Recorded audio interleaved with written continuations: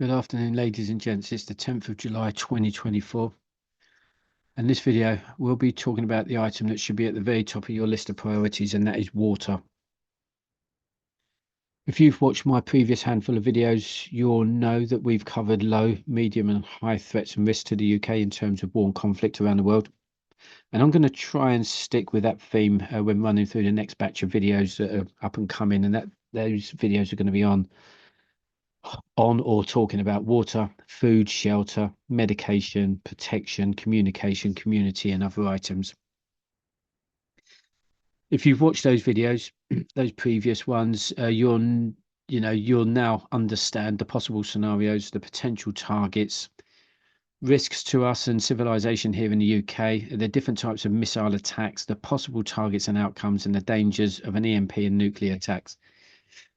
So with that, it's time to prepare. That's preparing ourselves, our families, our friends, home surroundings, and everything else that's worth fighting for. So that should, now be your top priority.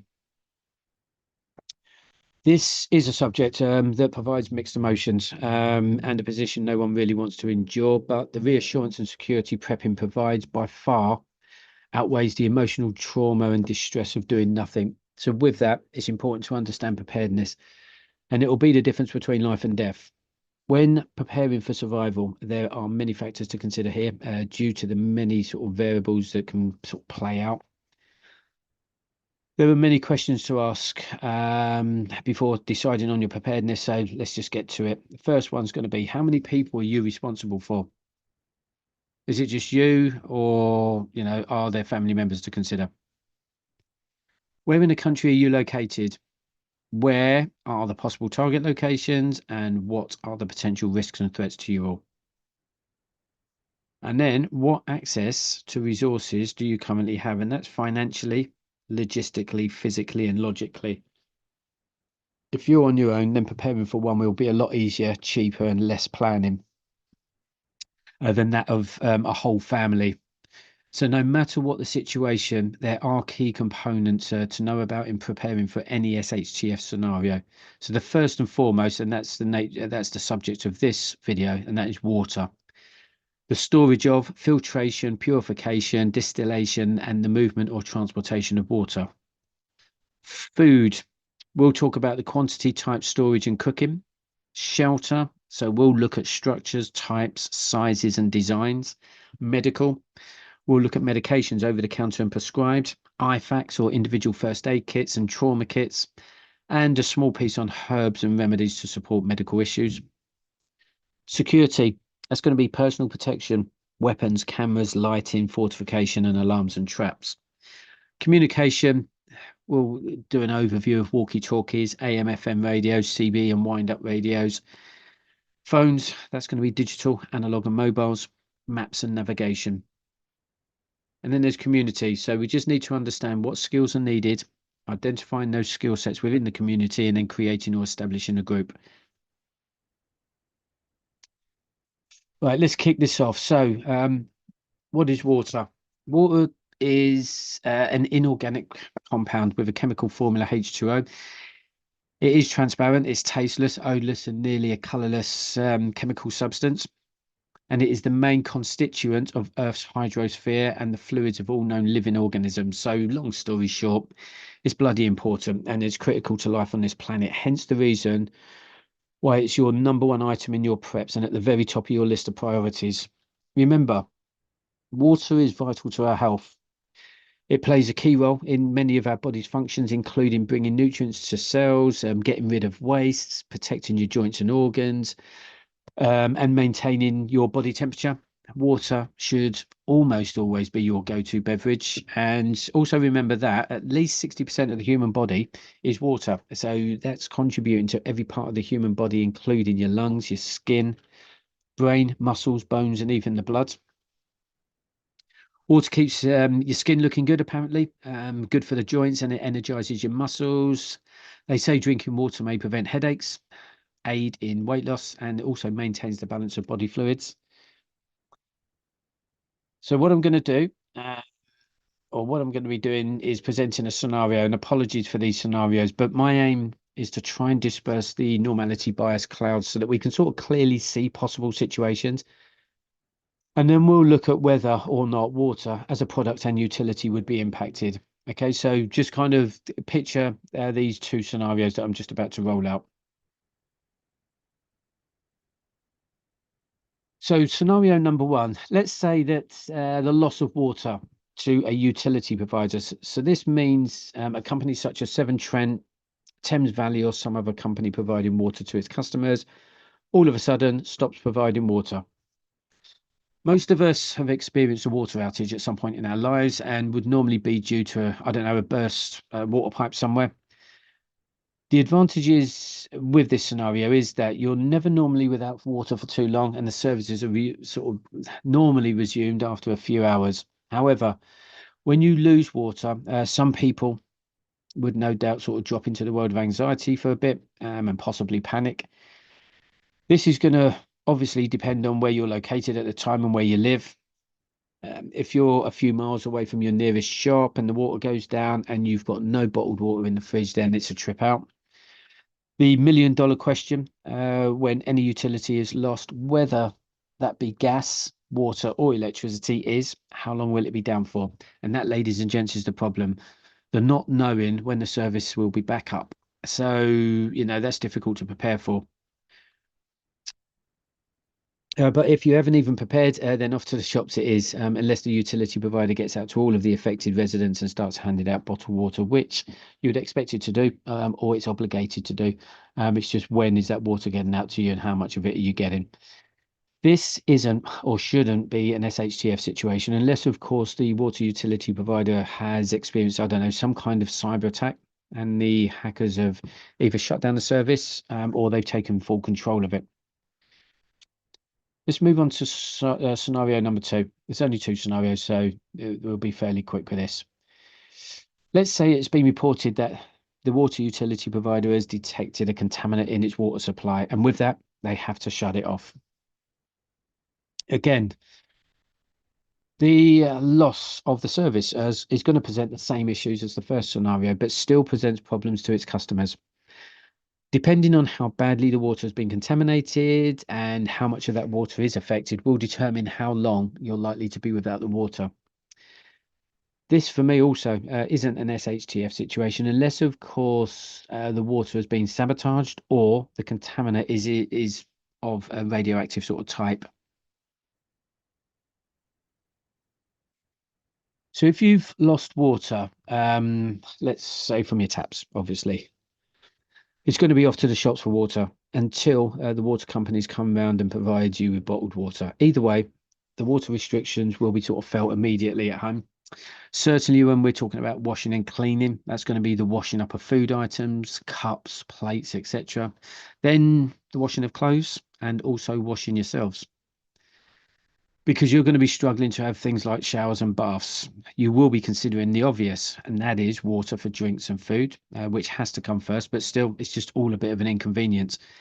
If your water supply shuts off, but the utility provider tells you that the issues will be resolved in no more than 5 hours, let's say, then at least you have the most important question of all answered, and that is how long. Much easier to plan for when we're talking about a timescale. However, you might find that the utility provider will probably not sort of commit itself to any sort of timescales just in case they can't be met. If you know that your water could be contaminated and the utility provider has detected it, then you might be lucky here in terms of timescales. What I mean by that is if there is a contaminant in the air and it's on its way to your area, they might be able to gauge how long that's going to take before they need to shut the water off. But the water utility will run many tests and analyze, or well, they'll analyze the water supply and the sources of water to determine what contaminant it is, and therefore be able to provide, its customers with some kind of timescale, one would hope. If there's been a tactical nuclear strike in Europe somewhere, then as pointed out in the previous video, you and the utility provider are going to have time on your hands. We'll be asking those most important sort of impact questions again. Which country has been attacked? What type of attack are we talking about here? And how big was the attack? Also, from that, We'll be looking at the weather conditions in terms of the wind directions and speeds to determine whether or not we in the UK, or whichever country you live in actually, will be affected by any radioactive fallout. So also consider that all of the rivers and reservoirs could be contaminated by the fallout. So we need to be ready for that. However, I did point out in my last video, if I remember rightly, I would have said if a tactical nuke detonates in Poland, for example, I think it was Poland, then the likelihood of the fallout reaching the UK shores are very minimal. But that still doesn't stop the government implementing safety measures, which ultimately would impact us, as in the masses. So the same principles are going to apply here. The only difference is that we're going to have at least 24 hours to prepare our water supplies, just in case the utility providers are told to turn off the water, which the government could ask them to do as a precaution anyway. Again, one would expect such protocols and measures to sort of be actioned during any such event, I would have thought. So I think we've covered a couple of different scenarios there that shuts down the water utility, but presents a low to medium threat depending on how long that water is off for. Some of the things you guys are going to have to be considering are water amounts in terms of, excuse me, how much water does each person need per day? And whether or not this means water rationing until, the supply is available again. They say, or specialists or advisors or whatever, they provide recommendations across different areas. Some suggest that men should be drinking between 3 and 4 liters per day and women 2 to 3 liters per day. I'm guessing that's got to depend on your build as well, and also the climate conditions in your area. So are you without water during a heat wave, or are you 10 or 20 plus stone in weight, or do you have any sort of health or medical conditions that you need to sort of be aware of? Of course, considering water quantities, this all depends on whether you're going to be living on your own or with a family. And all those factors have to also come into play for each member of the family as well. When I say those factors, it's their weights and their health conditions and everything else. They also say that 18 litres of water is used per day for hand washing, brushing your teeth, cooking and household cleaning. And this would be a lot more, of course, if someone is running a bath or having a shower. But obviously, some of those things, would have to sort of stop during any sort of water shortage. But just putting it into perspective, really, the Americans suggest that each person should have, I believe, 1 gallon, which I think is, what is that, 3.7 litres or thereabouts of water per day. So as a prepper, guys, I'm going to stick to either 1 gallon if you're in the US or 4 litres for those across Europe, regardless of whether you're male or female. It's up to you how you want to make your how you want to calculate your water metrics. For me, yeah, I want to try and keep it simple. Each person or the family are going to have to implement some measures to manage the rationing of water. You can either hand out 4 litres of water to each person each day, but as a family, you'll probably have some kind of water monitoring in place, or one would hope. So logging what's being used each day and then kind of cross-referencing that with your supplies. You will definitely have to track water usage if you've got no idea when that supply is coming back on. Unfortunately, if you're not a prepper or don't think like somebody who is kind of prepared to a certain degree, then you're going to have to definitely keep an eye on those water levels, even within or amongst your own family, to be honest.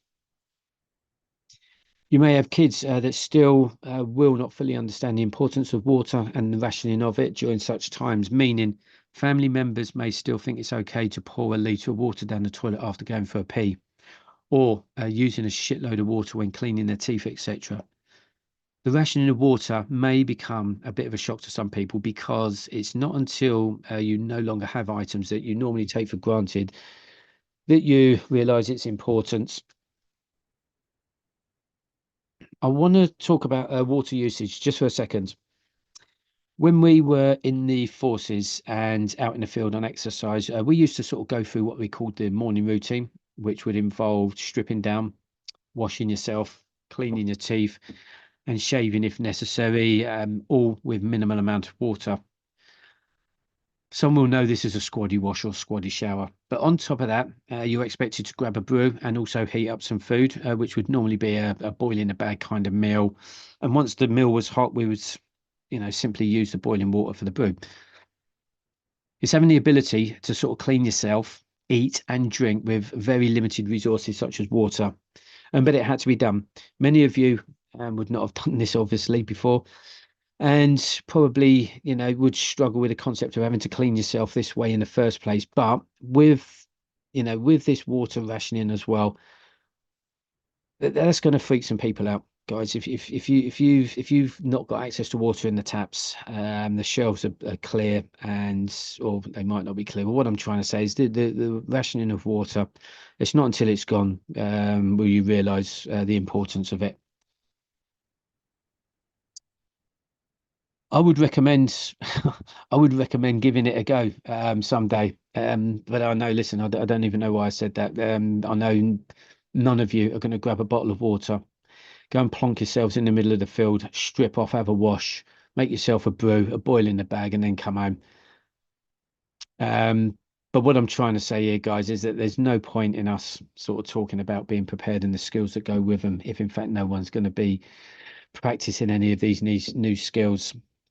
If you're going to be blessed to having 4 litres per day, then you'd want to make sure that you're going to be drinking at least 2 litres of that water. Then I'd be looking at having 1 litre for cleaning yourself during the day and cleaning your teeth, etc. And then the other litre can be used for, let's say, washing up utensils and also cooking. You'll create your own way of rationing water if you have to. And that's going to be based on, your daily routine and the requirements. Okay, one other thing to bear in mind here, and it's a very important factor, and that is sanitation. When one goes to the toilet, how are the goods being washed away? Rationing water and factoring in sanitation tends to throw a curveball sort of into your stocks. If you're going for a pee, then it might be a case of not washing it down the pan every time after someone's been to the toilet. Just keep the window open in the toilet, and then let the bathroom breathe if you can open those windows. What I mean by that is you don't want to contaminate outside and then opening the windows in the house. You could flush the toilet a couple of times a day, for those number ones to be, to sort of go depending on your water stocks. But how are we dealing with those number twos? Most of you are going to want to be sort of flushing those ones away every time. But again, the same questions are going to be asked. How much water do you have access to? Ideally, you don't want to be throwing bottled water down the toilet to flush because it's not going to last you long. I don't want to talk too much about sanitation on this session as I'm sort of doing a separate video for that. But you will definitely have to be mindful that even though you're flushing those goods down the toilet, it's likely to not sort of get too far down the drainage system. And with that, you could end up with all sorts of parcels resting in the pipes outside your house, along with everybody else's parcels. So sanitation during any SHTF situation is going to be critical to manage. If not managed correctly, then you're compromising your health and that of others, encouraging poor hygiene. So sanitation, hygiene, and cleanliness will be sort of covered in a subject in more detail. Moving on. I just want to cover a small piece on cooking. Depending on how long you're without water and what your cooking needs are, will determine whether you need water for cooking also. I'm only mentioning this because if for some reason you have to resort to cooking either freeze-dried food or dehydrated meals, then large quantities of water will be required, especially for a family. Or if you're wanting to just cook pasta and rice, both of which require considerable amounts of water for boiling. Just bear in mind that although also when you're rationing your water supplies, and again, I'll be doing a video in and around food for preparedness, and we'll be covering all of these topics. But in fact, my next video, I think, will provide you with an overview on the different types of food either you or preppers should be sort of considering to stock up for any kind of SHTF scenario. So that's going to be covering freeze-dried, dehydrated, tinned, and other foods. I've actually broken those down into what are called tiers: tier one, two, three, and four. I'm not going to say any more about that because that's a separate video. Let's um let's just notch this up a little, meaning that the situation has changed and there is an SHCF situation unfolding somewhere, whether that's in your country or one of your neighbours. And with that, we'll have a different set of circumstances to consider and deal with. After some sort of crisis, you might not be able to access your water, whether there isn't any sort of coming out of your taps or it's just not safe to drink. If that's the case, then you'll need to sort of source your water from somewhere, whether that's purchased bottled water or you source sort of clean water and then you store your own. You'll have to sort of have an action plan really for you'll have to have a water action plan, shall we say, of some sorts, regardless. Again, like I say, guys, this should be at the very top of your list of prep items, water. Okay, so if those shelves are empty, you need to know where you're getting this stuff from. There's not much to say really on purchased bottled water, other than the fact that you'll sort of have to make your calculations based on the water per person per day, and then sort of purchase to meet those needs. Personally, I don't see the point in bottled water because I've never really been able to tell the difference between tap water and bottled water enough. Certainly not to warrant me buying it. Old school, I guess. I think I mentioned before, a woman will need a minimum of 3 litres of water per day and 4 litres for a male. I'm not sure how much water you guys sort of drink each day. I know up until sort of recently that I wouldn't be drinking or taking in sort of food or drinks 4 litres per day. There are 3 reasons now though why I do, and that is because I'm doing various fitness sessions, which is encouraging me to drink more. Also, the summer has finally landed on the UK mainland. Or has it? Not really. But let's just say the temperatures have gone up a little bit. But also, um, because I just want to prepare my body. If they, whoever they are, suggest 4 litres per day, then that's what I'm going to be drinking. When making your calculations, make sure you factor in other members of your family or group, considering whether they're male or female, and then calculating how many litres are needed for, start off with 1 week, then 1 month, then move up to 3 months, and then so on. Again, depending on the situation, but one would hope that you shouldn't have to sort of have more than 3 months worth of water stored, which, to be fair, could be, it could sort of be or become a logistical nightmare depending on your property size actually and what sort of storage space you've got. So let me just give you an example. We are a family of 5, so there's 3 females, 2 males. So that would be 17 litres of water per day per person. No, not per person, per day for everybody. Times that by 7 days a week is 119 litres for 1 week. Then 476 litres for the month and 1,428 litres of water for this family of 5 to drink over a 3 month or 12-week period. If purchasing bottled water, let's say from Amazon, then you'll pay around £891 for 1,430 litres of water. Or there are cheaper places. I've found that I can pick up 42 cases of 40 bottles at 500 ml. That's 500 milliliter bottles, giving us 1,680 bottles for £290. That is 1,680 divided by 2, obviously because they're 500 ml. So that's giving us 840 litres. If you then times that by 2, giving you 1,680 litres of water, that's costing you, what was that, 290 times 2, which is £580. Okay, so that's 1,680 litres for £580. So if that's, what you're going to do, because money isn't an issue, then that's your number one priority sorted out.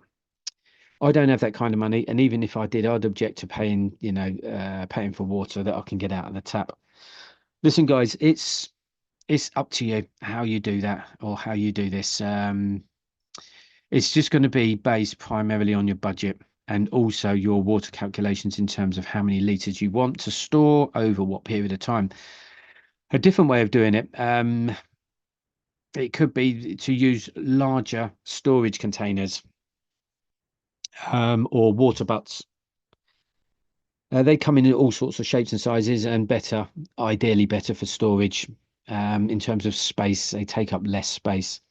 You can purchase larger sort of containers, and as a crisis starts to descend, or it looks like something is definitely about to pop off in Europe, then you can start filling those containers up, or you can fill them up beforehand. But just be mindful that water sat stagnant in containers for any long periods of time will require some sort of level of treatment at some point. So that could be, water purifying tablets and things like that. Apologies, but I'm just going to give you another quick scenario. You are sat at home right now, and across your mobile news feeds or on your TV, there's breaking news reporting that some kind of missile attack has hit a military base in France.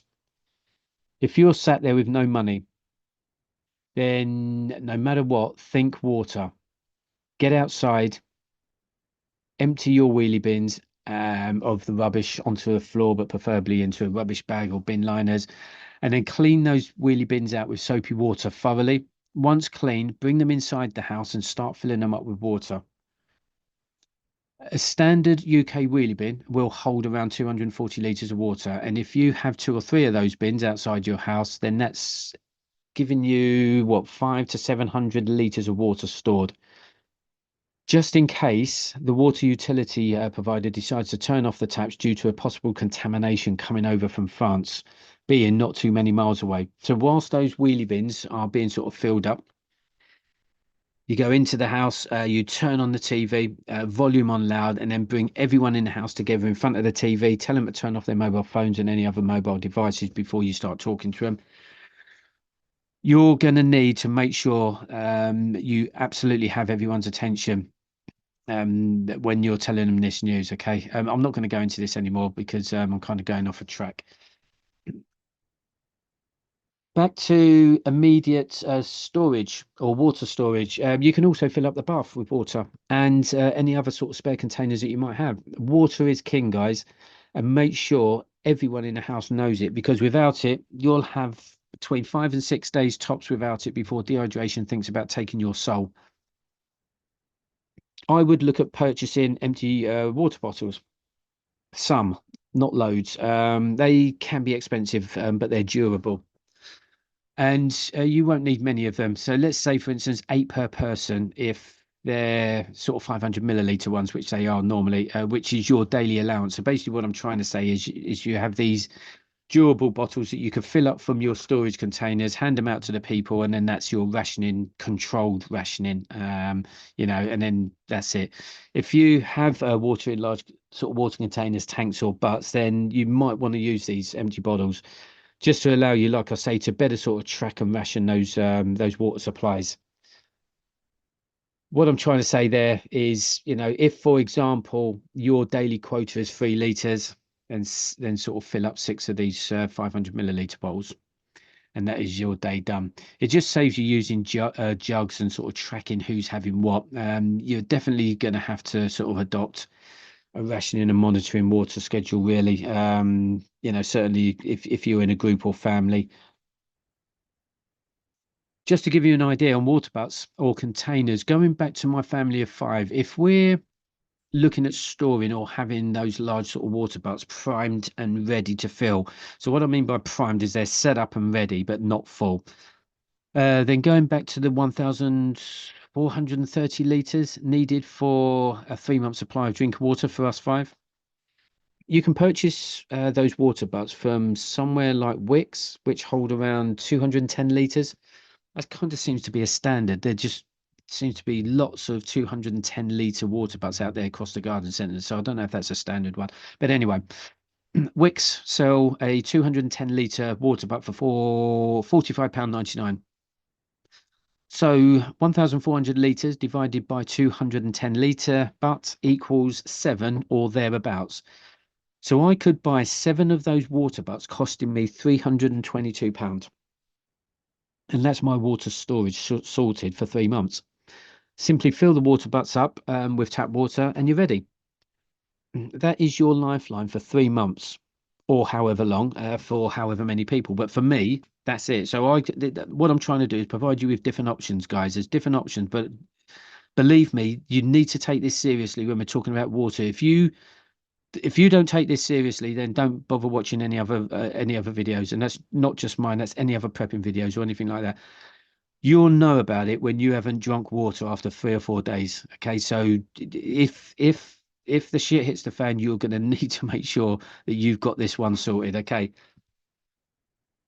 If you wanted, actually, you could mix and match the different options that I've suggested. So you could have four 210-litre water butts, and then the rest can be purchased bottled water. But the guys, the choice is yours, and it's going to be based on your calculations, the amount of people to support, your budget, and how much storage space can you commit to your water project. But also, you may have to sort of consider whether or not you have to bug out. If bugging out, the last thing you're doing is throwing a 210-litre, water butt full of water on your backs and off you go. So you're going to need to make sure that you're taking enough water for that period of time. So make sure that you're factoring that into your water plan as well. Just before finishing water storage, a couple of important points for you to note here. Just avoid the following types of containers when we're talking about large water containers. Glass. Avoid those because they're heavy and they're prone to break. Containers that have been used to store things like milk and fruit juices. Some of the compounds of those drinks, such as protein and sugar, cannot completely be removed. So prone to sort of bacteria growing inside those containers. That's second-hand containers. There's containers that somebody's given you. Okay, make sure that you know what they contained and whether they can be fully cleaned. Also, make sure that your containers are preferably, this is my preference. There's going to be other people out there making different suggestions, but preferably for me, green. Black containers are good, but they attract the heat, and white or clear containers allow the sun or light to encourage water algae to grow. So for me, somewhere in between. Green seems like a good option. Okay, that's just my recommendation, but get out there and check, cross-reference my information with other people's recommendations and advice. Okay. If you're using larger containers, bear in mind that water containers can be hard to move when they're filled with water. So just make sure that your containers, tanks, and butts are already in position in their storage location first before you start filling them up. Because once they're full up, that's going to be a nightmare to move. So I just want to move on to water sources. So I'm going to show you a couple of pictures or videos. They're not videos, a couple of pictures of water sources not too far away from me. It would be a good idea if you could also sort of get out into your local areas and then locate any water sources near to, I don't know, where you live, if there are any actually. Because you may find yourself having to source water from the natural habitat instead of relying on the supermarkets, especially if there's going to be prolonged shortages. And also, the masses have gone wild in the supermarkets and panic buying's kicked off. As you can see, from the picture or this picture, I've thrown a drone up into the air, or I threw a drone up into the air to take a better look at the reservoir. And I also managed to identify actually a couple of rivers from the drone footage that I didn't even know that were there. If you know anyone that's got a drone actually, and you want to sort of save any time, just ask them if they fancy going out for a walk and using their drone to sort of just throw up in the air to identify some water sources. And because it's quicker, especially if we're talking about a large area. Failing that, now I was going to say now the British summer has descended.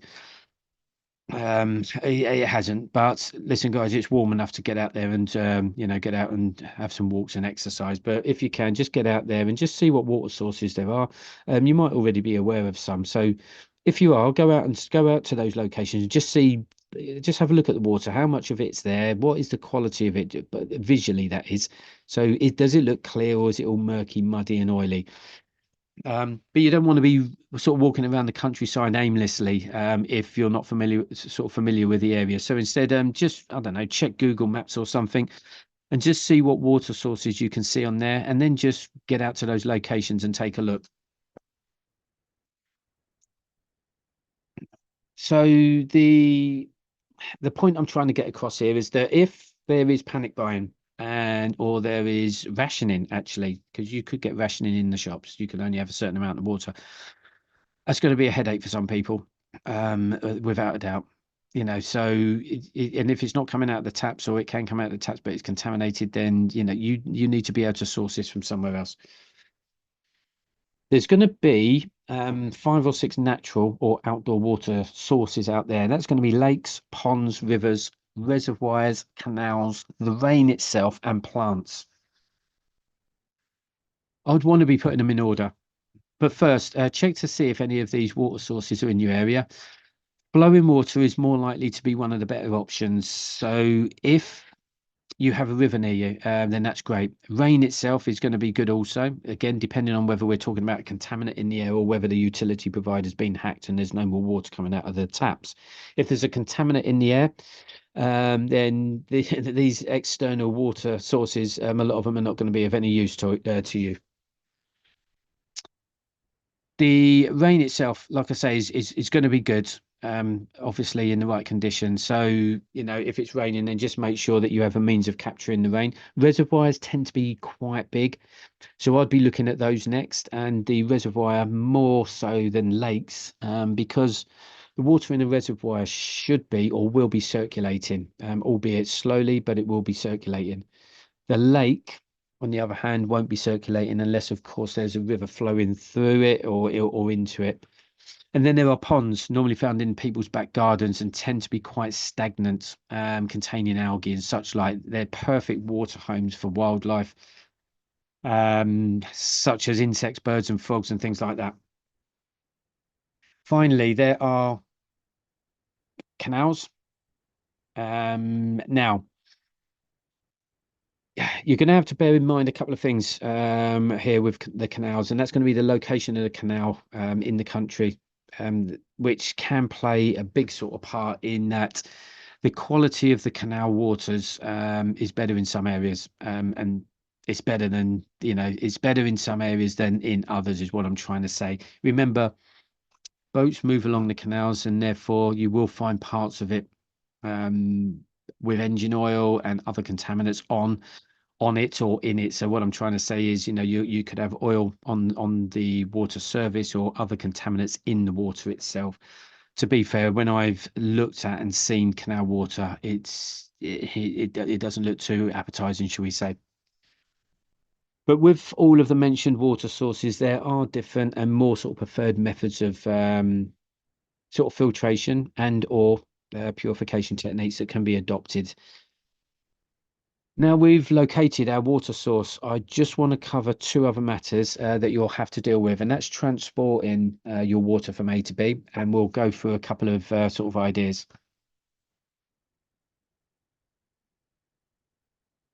The most obvious is it's going to the most obvious is going to be using those water containers or bottles or things like that to carry the water. It's a sort of image or site that you commonly see on water age charity adverts, frequently sort of seen on TV, just showing people from, I don't know, Africa or Asian countries walking many miles to the water source, filling up the containers, and then walking back home. If for some reason you don't have a container, then other items can be used, such as putting a bin bag inside a pillowcase or similar fabric bag, and then transporting the water that way. Actually, I've been looking at giving this method a go. When I've done it, what I'm going to do is I'm going to take pictures or do a video of this method, because it's supposed to be a really good method of carrying quite a lot of water. But again, like I say, I haven't tried it, so I don't know. But when it does come to sort of transporting water from A to B, when secured in some form of container, you could have a car, a bike, or something else that's on wheels that can help you literally take that load off your back. So I'm only saying it because water can be heavy and sometimes awkward to carry. So it also depends on how far away that water source is from your home or from wherever it is you're residing. But just, just be mindful that you are going to have to carry that water home. So even using something like a wheelbarrow that could be sort of set in your back garden is going to make life a whole lot easier. I wanted to have a go and sort of test that method of transporting water that I said, and how sort of feasible it was. But like I say, I haven't done that. I was going to do it. I will do it, and I will let you know what challenges that I face. I'm going to say this again because this subject is important, but water has to be at the very top of your list of priorities, guys, no matter what. And you'll need to spend some time on your own sort of water plans, ready for if, I'll say if with capital letters, if the shit hits the fan. The comfort and peace of mind you'll bring yourselves and your family, if you've prepared for water shortages, is a game changer. Right, quickly moving on to water treatment. There's no point in obtaining your water from source and then not being able to safely drink it. There are a number of ways you can filter and purify your water. And I just want to sort of go over some of those quickly with you. Please bear in mind, though, that this is not a survival video, and there are many other methods and ways of sort of filtrating and purifying your water. Before before we talk about water treatment, depending on what you're collecting your water for, will determine on whether or not it needs to be treated. So, for example, are those number ones and number twos sat in the bottom of your toilet at home, bringing morale down? If so, then source your water for purposes such as flushing and even cleaning, which will sort of probably not require too much attention. But again, it depends on where you're sourcing the water from. Hygiene and sanitation is key for everyone's health and morale. So water can be sourced to deal with those matters and not having to sort of necessarily sort of purify it, allowing you to keep your drinking water stored for drinking. Remember, we use our drinking water in many different ways. We use it for a beverage, but we also make ice cubes. We mix baby formula, wash fruits and veggies, and we clean our teeth with it. If the water is contaminated, this may put you at risk, depending on the kind of contamination. It may also be a concern, actually, to wash your dishes, hands, and also shower and bath in. The water from the reservoir, one would expect this water to be relatively clean, but not clean enough to drink straight away. Water sourced from a river actually might be sort of considered cleaner than that of a reservoir. However, there are dangers to sort of consider when drinking water from rivers. Be mindful that it's better to obtain water from the flowing part of a river and not from the still pond of the river. Be mindful of the surroundings. For example, if there are animals and cattle in the fields in the area of the river, those animals, so they like to drink from the same river, or they like to drink from the same river. They will drink from the same river. Animals also have a tendency to urinate next to it or actually in the river. And dead animals have been found upstreams in rivers. So just make sure that when you're extracting the water, there aren't any animals in sight anywhere or near the river at the time of water extraction. The same applies if you have a family member or a group member also on the river with you. If they've decided to have a wash further upstream, then just make sure that you're not extracting that water. Instead, make sure that you're upstream from them and then take the water source from there. Just be mindful that shit rolls downhill even in rivers. Water purification. When it comes to purifying water or your water, there are different methods. So there's going to be the boiling of water, filtering water, and adding some kind of chemical treatment. There are a couple of other methods actually as well, such as distillation. Then there are plants. I know you're probably thinking about that one, but there are a handful of plants in the wild out there that purify and or filter your water. And finally, there is sedimentation, which is a form of filtering.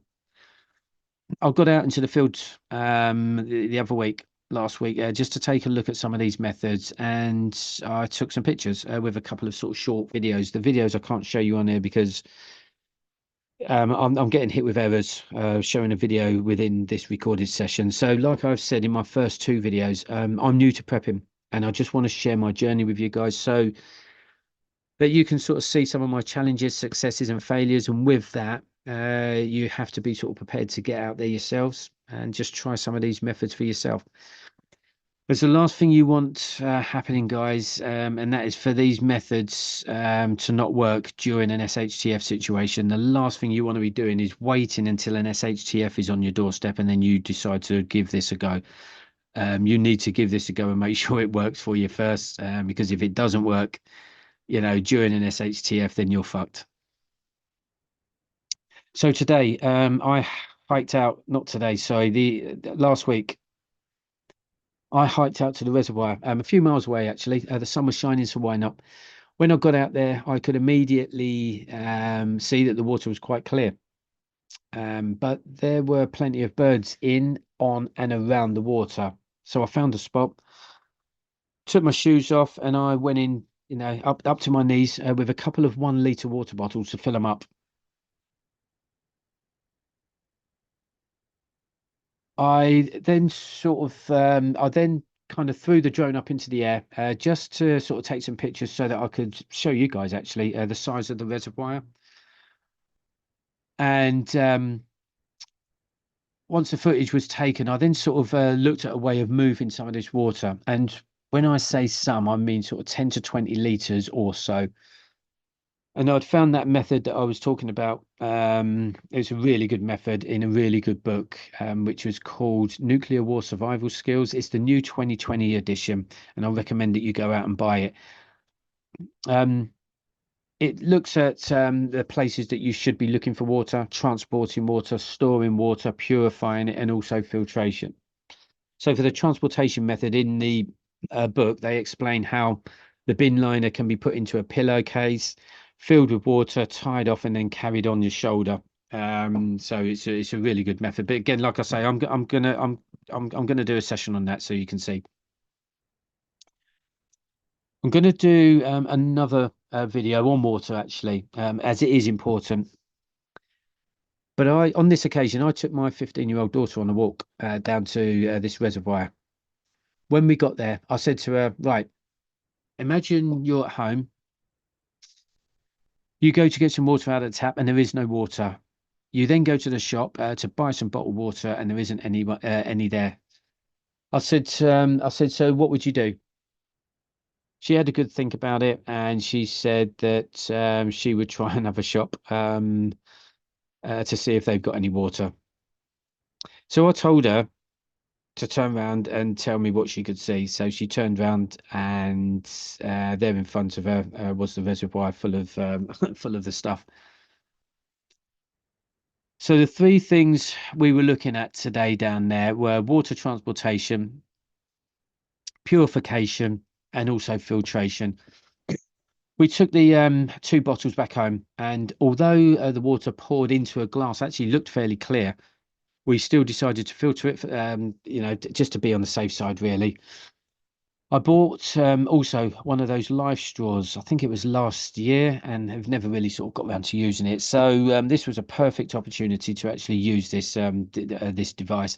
And guys, it's all right me sort of sat here yapping away about prepping, etc. But both you and I have to sort of get out there in the field and either use some of this kit that you buy, or practice some of these methods provided on either prepping survivalist or bushcraft sort of channels. You have, I can't emphasize that enough, how important it is for you to get out there and try some of this stuff. Yeah. So we filter some of this water from the reservoir, and then we boiled some of the water in a pan, and also added a water purification tablet to, I think it was 1 litre that was left. So the filtering of the water came through crystal clear, and it tasted good. The boiled water, once cooled down and had been sort of in the freezer for a bit, tasted good as well. And the water purified with the tablet was clearly drinkable, but it just smelled like it does. You know, when you first sort of walk into a swimming pool, it's that chloride smell. So you could kind of smell that. But guys, If the water from our taps stop and the masses of panic buyers descend on the supermarkets, then I won't give a toss, because I have access to millions of litres of water. And the point I'm trying to get across is now I have a number one priority item on everyone's list sorted. One less thing for me to worry about. Certainly when or if an SHTF happens. But obviously, we'll have to be mindful that if there's a contaminant in the air or in the skies, I don't know, heading for the UK, then that changes that happy little ending. Hence the reason why you need to have those storage butts or containers at home ready and primed, ready to be filled. Just a point to get across here. The best way and the quickest way to purify water out in the field is going to be using a purification tablet or boiling the water. However, what you can't be doing is boiling dirty, murky, silky water. You should really only be purifying clear water. So with that, there is going to be a requirement to sort of filter the dirty water first. And just one metric to sort of mention, also the live straw that I have can filter, I think it says on it 1,500 litres of water. So if you remember rightly, I would need around 1,500 litres for my family of five to have 4 to 5 litres of drinking water per day, each per day for 3 months or 12 weeks. That one live straw is now my water filtration tool. And when I've got the money, I'm going to go out and make sure I go out and get a couple more of these as backups. Ideally, I want each member of the family to have one. In the ideal world, you'll have some kind of live straw or other sort of water filtration system, either purchased or made for this purpose. But moving on to water purification. A quick disclaimer for this piece of information. It is an offence to sell a corrosive product to any person under the age of 18 here in the UK. So please do not be touching bleach at home if you're under the age of 18 or accompanied by an adult. We are highlighting here that a couple of drops of bleach can be added to contaminated water to help purify the water before it is safe to drink. The mixing of chemicals, especially chemicals mixed with water, for the water to then be consumed, should be done so under strict guidance and with caution. So that's just a disclaimer I want to get out there. I don't want you guys pouring bleach into water and drinking it, and then you know where that's all going. Bleach, yeah, it's a water purification method, and other chemicals actually, but it's by far cheaper than some of those sort of filtration and purification systems and devices currently available on the market.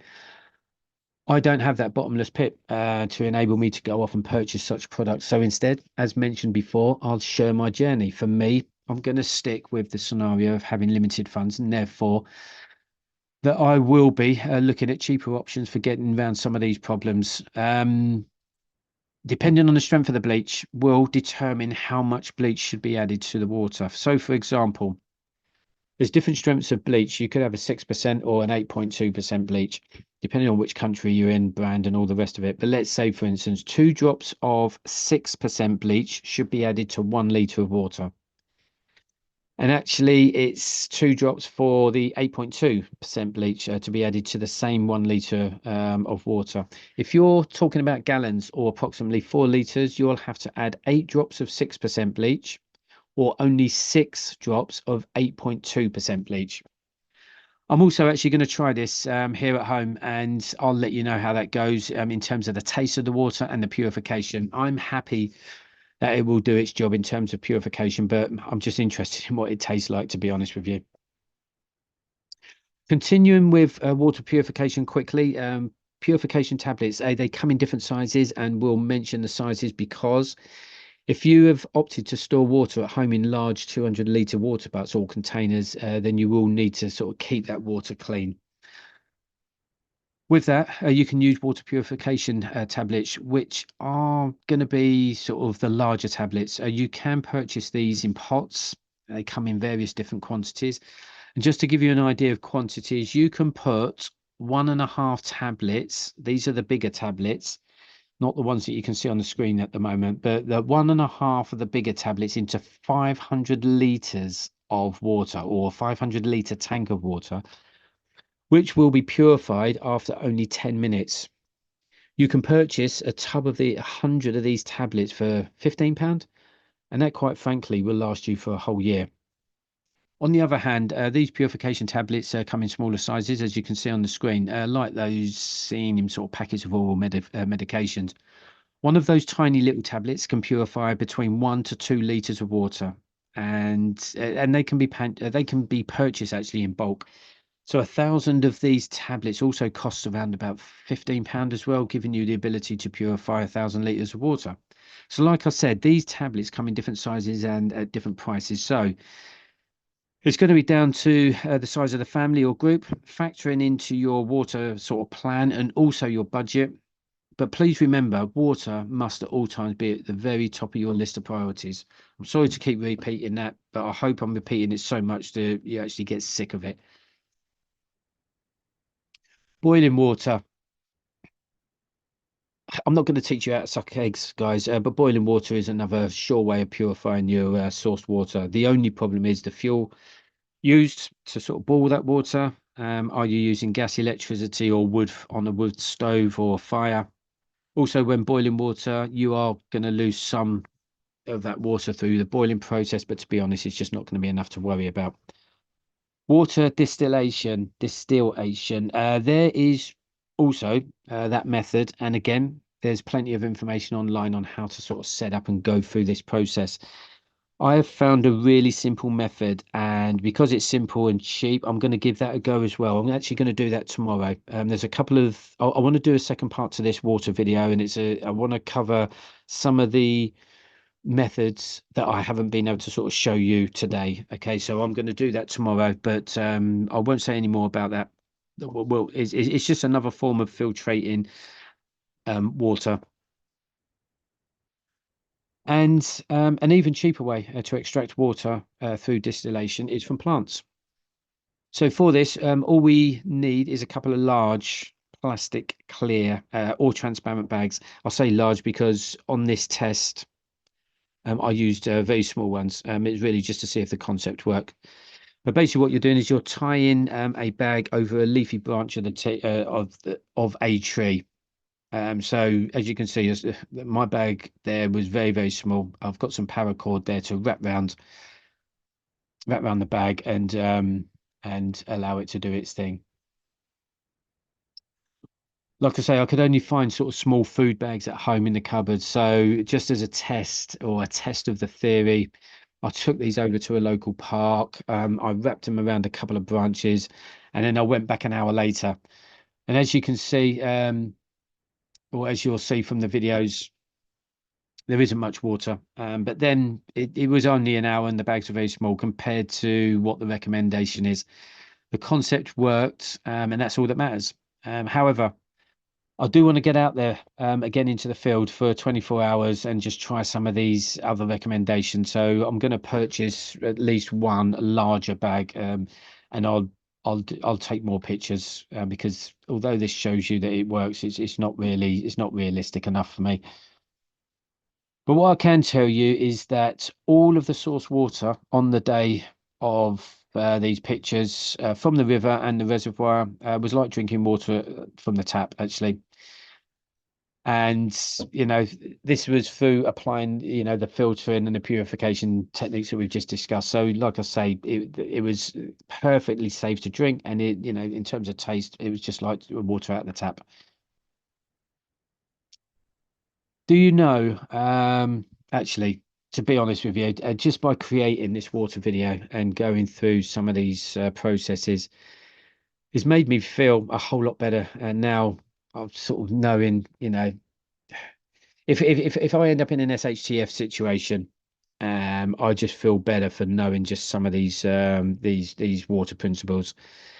It's going to put me in a better place. It makes me feel a little bit more secure when I know that, the number one priority is it's not fully implemented. I've found water sources and stuff like that. I still need to get water butts. I will get 7 water butts because that's what I'll need for a family of 5 to have 4 liters a day for 3 months. That's where my calculations are heading. I could talk about water all day, but thankfully for you, I'm not going to. I'm going to leave it there for now, on the water. This subject could never be too long in terms of the information because I've said it a few times before. Water should be at the very top of your list of priorities. Get your water plan created and sorted, guys, and with that, you'll feel a whole lot better, I promise.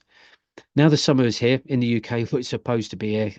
Yeah, let's just pray that the weather does pick up and that it stops raining. I mean, this is perfect weather if you need water. To just collect the rainwater and that's it. You're good to go.